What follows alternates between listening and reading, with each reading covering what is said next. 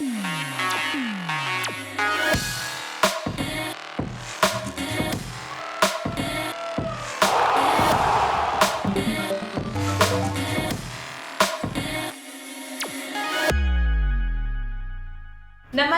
प्यारे आई ग्रास्पर्स, आज के न्यूज रैप पर आपका स्वागत है।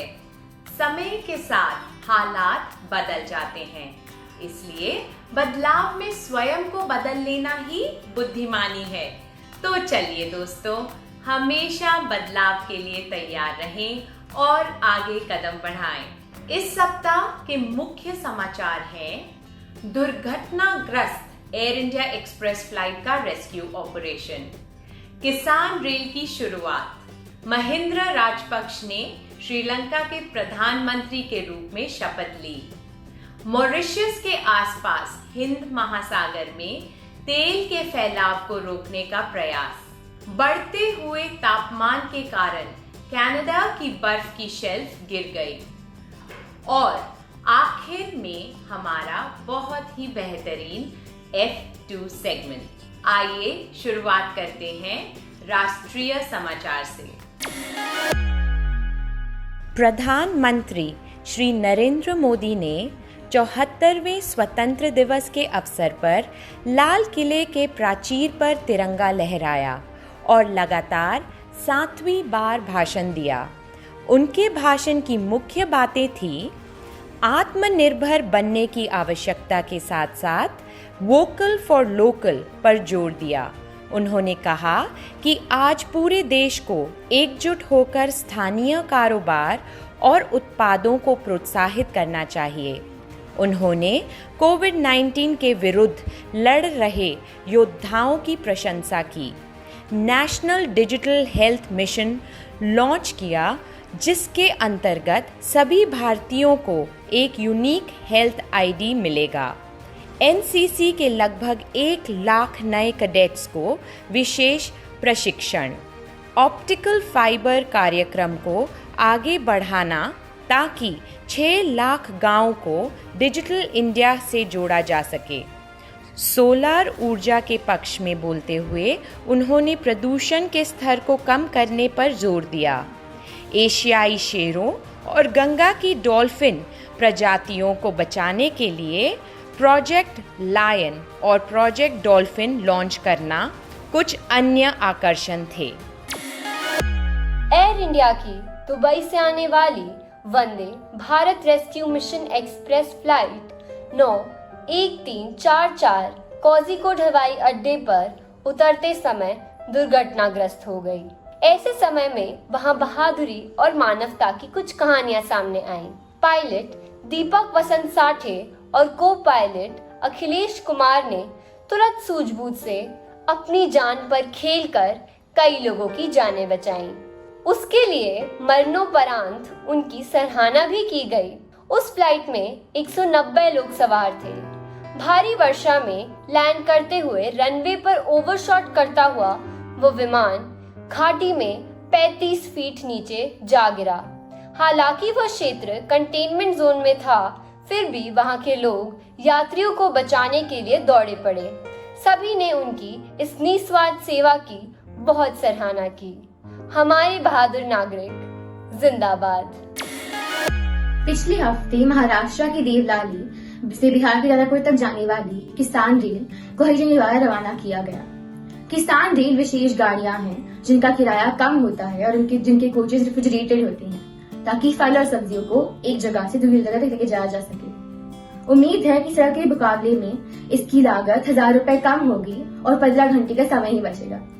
यदि यह योजना सही तरीके से चलती रहे तो भारतीय किसानों की आय दुगनी हो जाएगी। अब चलते हैं समाचार के इंटरनेशनल सेगमेंट की ओर। श्रीलंका के पूर्व राष्ट्रपति 74 वर्षीय महिंद्रा राजपक्ष ने रविवार को श्रीलंका के नए प्रधानमंत्री के रूप में एक ऐतिहासिक बौद्ध मंदिर में शपथ ली। क्या आप जानते हैं आई ग्रास्पर्स कि महिंद्रा राजपक्ष 2 बार राष्ट्रपति चुने जा चुके हैं और उन्हें तीसरी बार प्रधानमंत्री नियुक्त किया गया है ना दिलचस्प बात।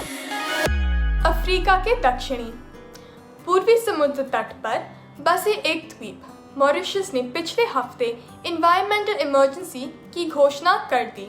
उन्होंने यह घोषणा उस समय की जब एक ग्राउंडेड जहाज से हजारों टन तेल लीक होकर हिंद महासागर के एकदम साफ पानी में जाने लगा। तेल का रिसाव अनस्पॉइल्ड कोरल रीफ्स के सुरक्षित मरीन पार्कों, मैंग्रोव जंगलों और इंडेंजर्ड स्पीसीज की ओर हो रहा है। इकोलॉजिस्ट को डर है कि यदि यह जहाज टूट गया तो उसे इस द्वीप के समुद्र तटों को बहुत अधिक नुकसान होगा। समुद्र तट पर सैकड़ों कार्यकर्ता इसे होने वाले बड़े नुकसान को रोकने की पूरी कोशिश में लगे हैं। अब पर्यावरण संबंधी कुछ समाचार। आई ग्रास्पर्स, ये समाचार सुनते हुए भी आप में से अधिकतर लोगों ने फ्लिप फ्लॉप ही पहनी होगी। विश्व का सबसे लोकप्रिय ये फ्लिप फ्लॉप ही सबसे ज्यादा कचरे का कारण है। हमारी पृथ्वी, समुद्र और समुद्र तट इसी कचरे से भरे पड़े हैं। सच में ये बहुत ही चिंता का विषय है। अब university of California San Diego के वैज्ञानिक इस समस्या का समाधान खोजने के बहुत नजदीक पहुंच गए हैं। वैज्ञानिकों की इस टीम ने ऐसे स्लीपर्स तैयार कर लिए हैं जो लंबे समय तक चलने वाले होंगे और प्राकृतिक तरीके से सड़ने वाले सामान से बने होंगे। अभी उनके फोम में 52% बायो कंटेंट है। रिसर्चर्स को विश्वास है कि वे इसे 100% तक बढ़ा सकते हैं। जरा सोचिए, आने वाले कुछ ही सालों में हमारे जूते भी एनवायरमेंट फ्रेंडली होंगे। यह तो वैज्ञानिकों की बहुत बड़ी उपलब्धि होगी ना दोस्तों। कनाडा के आर्कटिक में बर्फ की आखिरी शेल्फ गिर गई है, जिससे उसका 40% हिस्सा समाप्त हो गया है। एल्समेर आइलैंड के किनारे पर मिड आइस शेल्फ ही सबसे बड़ी बर्फ की ऐसी शेल्फ थी जो सही सलामत बची हुई थी। हमने अपने पहले के कैप्सूल में भी बताया था कि पिछले 30 वर्षों में आर्कटिक का तापमान विश्व के तापमान के मुकाबले 2 गुनी गति से बढ़ रहा है। आई ग्रास्पर्स, हमें अपनी पृथ्वी को बचाने के लिए ज्यादा से ज्यादा ऐसी योजनाएं बनानी होगी जो पर्यावरण के अनुकूल हो। आई ग्रास्पर्स, अब सबको गगनयान कार्यक्रम के बारे में तो याद होगा ना। यह एक ऐसा देशी मिशन है जो भारतीय एस्ट्रोनॉट्स को स्पेस में लेकर जाएगा। यह spacecraft Indian Space Research Organisation यानी कि इसरो द्वारा तैयार किया जा रहा है। उम्मीद है कि यह 2022 में लॉन्च किया जाएगा।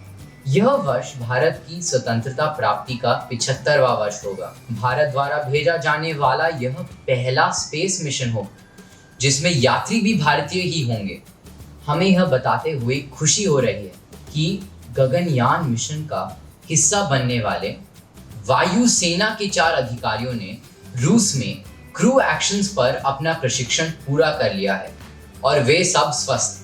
वे और प्रशिक्षणों के लिए भी पूरी तरह तैयार हैं। अब खेलकूद के कुछ समाचार।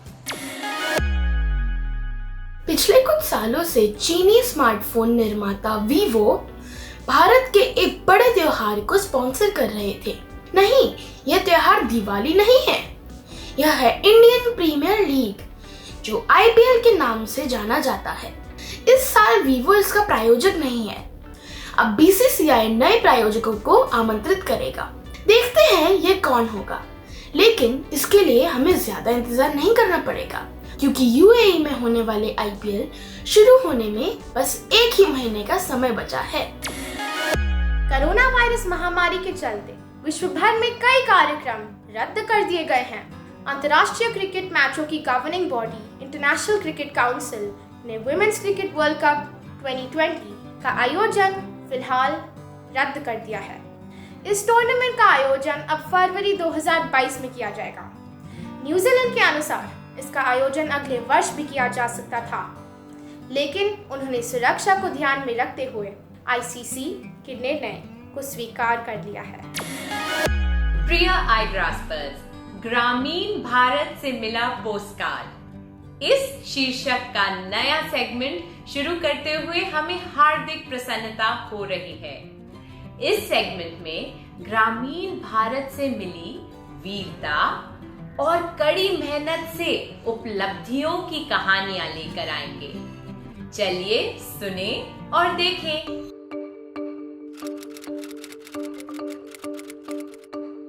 चलिए आज हम देखते हैं कि बुंदेलखंड के हमारे ग्रामीण भारत के युवा साथी क्या कर रहे हैं। बुंदेलखंड एक ऐसा पहाड़ी क्षेत्र है जो अब उत्तर प्रदेश और मध्य प्रदेश के बीच विभाजित हो गया है। आदित्य शिवहरे 12वीं कक्षा के विद्यार्थी हैं जिन्होंने कोरोना किलिंग ब्रेसलेट बनाने में अपनी विशेषता दर्शाई है। इस ब्रेसलेट में 400 नैनोमीटर यूवी लाइट है। उनका कहना है कि यह इस वायरस का डीएनए ही समाप्त कर सकता है। आदित्य को जब कभी अपने काम में निराशा नजर आती है तो वे सर थॉमस एल्वा एडिसन को याद करते हैं, जिन्होंने बल्ब बनाने के अपने लक्ष्य तक पहुंचने से पहले 10,000 बार असफलता का सामना किया था। आदित्य अपने आविष्कारों के लिए अपने पॉकेट मनी के साथ साथ प्रतियोगिताओं में मिले पुरस्कार की राशि भी खर्च करते हैं। उन्होंने कहा कि वे इस ब्रेसलेट की डिजाइन में सुधार लाकर उसे बड़े पैमाने पर तैयार करना चाहते हैं ताकि भारत इस वायरस से लड़ने में जल्द ही सक्षम हो। आदित्य का जोश जल्द ही फैलने वाला है। सोशल प्लेटफॉर्म पर वे इलेक्ट्रॉन न्यूटन के उपनाम से जाने जाते हैं। आदित्य एक दिन एंटरप्रेन्योर साइंटिस्ट के रूप पर उभर कर आएंगे। और यह था हमारे ग्रामीण भारत से पोस्टकार्ड का पहला एपिसोड।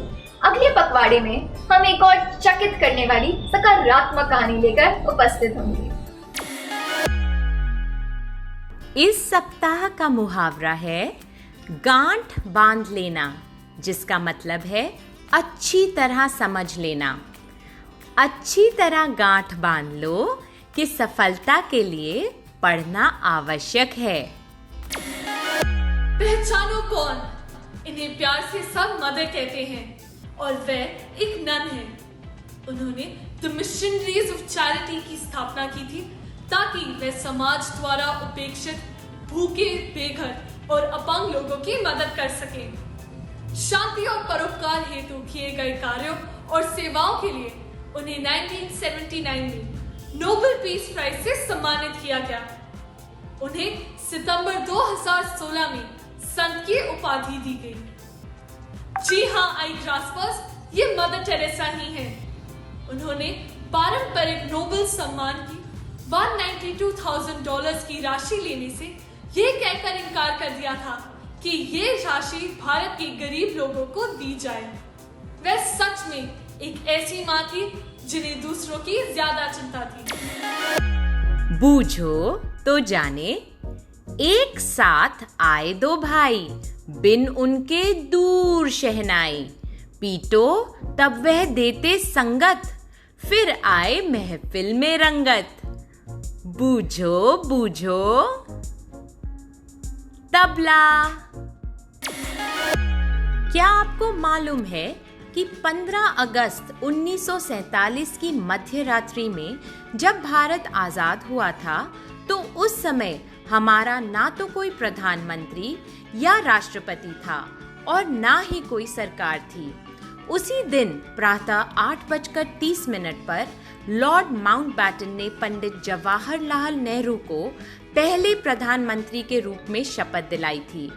हमारी सरकार, हमारे राष्ट्रपति और राष्ट्रगान 26 जनवरी 1950 को ही बने थे और उसी दिन भारत को गणतंत्र के रूप में मान्यता मिली थी। आई ग्रास्पर्स, इस साल हमने अपना 74वां स्वतंत्र दिवस मनाया है। यह दिन अनेक भारतीयों के संघर्ष और सपनों का परिणाम है। हमें अपना सिर ऊपर उठाकर अपना ध्यान काम पर केंद्रित करते हुए भारत को एक ऐसा देश बनाने में अपना सहयोग देना है जिसकी गणना विश्व के महान देशों में हो। वंदे मातरम। Quiz time. भारत के अलावा 2 और देशों के नाम बताएं जो अपना स्वतंत्रता दिवस 15 अगस्त को मनाते हैं। अपने जवाब contact@igrass.com पर लिख भेजें। भावी युवाओं के लिए भारत के प्रमुख समाचार कैप्सूल आईग्रास द्वारा आयोजित साप्ताहिक क्विज में सफलतापूर्वक भाग लेने पर Saint Augustine Day School Barrackpore की अर्चशा अधिकारी को हार्दिक अभिनंदन। यह हमें हमारे न्यूज रैप के अंत में ले आता है। मदर टेरेसा ने कहा था, जहां जाइए प्यार फैलाइए, जो भी आपके पास आए खुशियां लेकर जाए। तो जब तक हम फिर मिलें, खुश रहिए और खुशियां बांटते रहिए। जय हिंद।